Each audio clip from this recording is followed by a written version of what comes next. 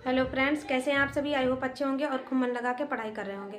तो फ्रेंड्स, आज हम बात करेंगे कि एनसीईआरटी बुक पढ़नी क्यों ज़रूरी है, कैसे पढ़ना है, किस लिए पढ़ना है। तो आज इसके बारे में बात करेंगे। अगर आप लोग चैनल पर नए हैं तो चैनल को लाइक सब्सक्राइब कर लीजिएगा ताकि आपको ऐसी मोटिवेशन वीडियो मिलती रहे।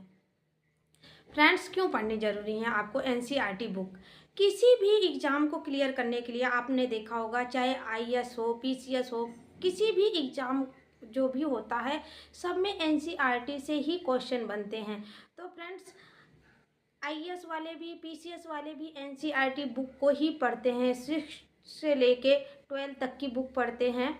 उनमें क्या होता है कि आपकी बेसिक चीज़ें जो होती हैं वो ज़्यादातर क्लियर हो जाती हैं, क्योंकि आसान भाषा में लिखा होता है। कुल मिला के बात कहा जाए तो वो आसान भाषा में लिखी होती है, आपको अच्छे से समझ में आती है। जो इम्पोर्टेंट चीज़ें होती हैं वो बॉक्स में लिखा होता है, उसको पढ़ने में बहुत ही ज़्यादा आसानी रहेगी आपको। आपकी बेसिक जितनी भी चीज़ें हैं सब एनसीईआरटी से ही बनते हैं। आपके क्वेश्चन पेपर, चाहे वो आईएएस का हो, पीसीएस का हो, एलटी का हो या आपका टीजीटी पीजीटी का हो। तो फ्रेंड्स, जैसे कि आप किसी भी सब्जेक्ट से हैं, Hindi, English, bio, science, math, आपको बायो, साइंस, एसएसटी वालों को तो बहुत ही ज़्यादा ज़रूरी है मैथ, कि वो एनसीईआरटी बुक ही चुने। जितने भी लोग हैं एसएसटी, साइंस, मैथ, बायो वाले जितने भी लोग हैं, साइंस से रिलेटेड, सोशल साइंस से, ये आपको एनसीईआरटी पढ़नी बहुत ही ज़्यादा ज़रूरी है। हिंदी वाले भी पढ़ सकते हैं, लेकिन हिंदी वालों के लिए सबसे ज़्यादा जो है सरस्वती पांडे की बुक, उसमें 1 लाइनर दिया हुआ है, उससे अपना बेसिक क्लियर कर सकते हैं। बाकी अदर उस सब्जेक्ट वाले तो एनसीईआरटी ज़रूर पढ़ें। बगैर एनसीईआरटी पढ़े आपको सिलेक्शन नहीं मिल सकता है। तो फ्रेंड्स, एनसीईआरटी को लाइन वाइज पढ़िए, क्योंकि किसी समय ऐसा होता है कि क्वेश्चन जो होता है वो बीच से ही ले लिया हुआ होता है। तो अगर आप जब तक आप लाइन वाइज नहीं पढ़ेंगे तब तक आपको समझ में भी नहीं आएगा, और क्वेश्चन अगर बीच से पूछा गया तो वो आप सॉल्व नहीं कर पाओगे। आप लाइन वाइज भी पढ़िए, और जो बॉक्स में दिया है इम्पॉर्टेंट चीज़ें उसे ज़रूर पढ़िए आप, उसमें से भी क्वेश्चन बनते हैं। तो फ्रेंड्स, बहुत ही ज़्यादा, अगर आप किसी भी एग्ज़ाम को क्लियर करना चाहते हैं तो एनसीईआरटी मेन है।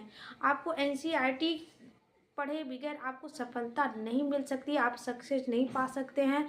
तो फ्रेंड्स, इसलिए ज़रूरी है कि आप एनसीईआरटी बुक पढ़ें।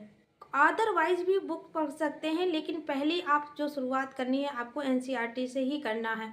एनसीईआरटी पढ़िए, फिर अदर जो भी बुक है उससे पढ़िए।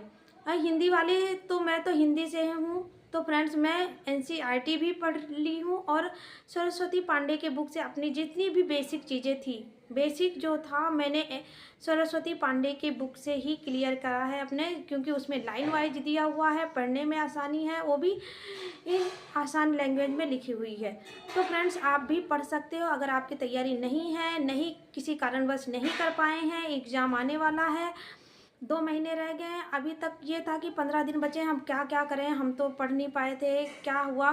तो फ्रेंड्स, अभी भी टाइम है आपके पास, 2 महीने, अब आप पढ़ सकते हैं। रात दिन एक कर दीजिए, क्योंकि अभी आयोग ने आपको दूसरा मौका दिया है, तो इसे गंवाएं नहीं। एनसीईआरटी बुक ज़रूर पढ़ें अगर आपको सफलता पानी है तो फ्रेंड्स, वीडियो कैसी लगी, कोई आपके पास कोई क्वेश्चन हो तो आप कमेंट बॉक्स के माध्यम से पूछ सकते हैं। तब तक के लिए थैंक यू, बाय बाय, फिर मिलते हैं नेक्स्ट वीडियो में।